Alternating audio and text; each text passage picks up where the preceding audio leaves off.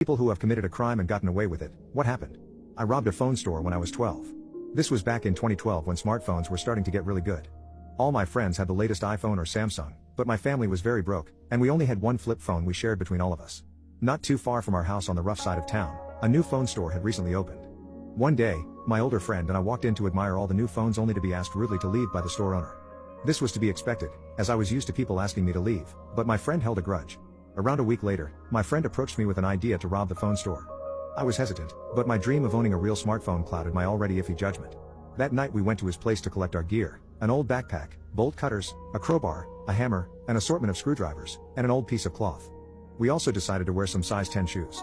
That way if anyone found any footprints we left, they'd assume two grown men were the culprits, not two literal children. The storefront was secured well enough, but the back was a simple house door we thought we could break. We had plenty of time and overgrown plant life to keep us hidden.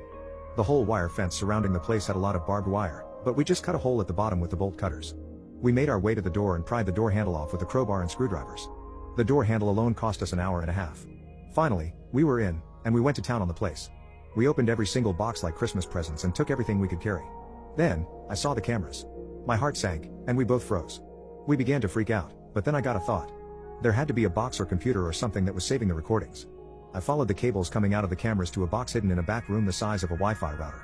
I wasn't sure if that was indeed the box with the recordings, but I decided to unplug it and take it with us anyway. While making our escape, we ended up walking alongside the ditch way past our neighborhood just in case anyone saw our footprints and decided to follow them. After we got to what we assumed was a safe distance, we took our shoes off and began to walk home. We finally arrived back at his house at 4 a.m. and stashed our loot in an old rusted car in his backyard. We didn't touch or even talk about the loot for a whole week. We pretended like nothing happened. We didn't even leave our homes for that whole week. After we finally agreed the heat was gone, we split our prize 50-50 and made a pact to tell absolutely no one. That summer, I spent every weekend going to the flea market and selling the phones to a guy who ran a phone stand there. He never questioned me on how I got them. That summer, I made just over $1,000. No one ever found out.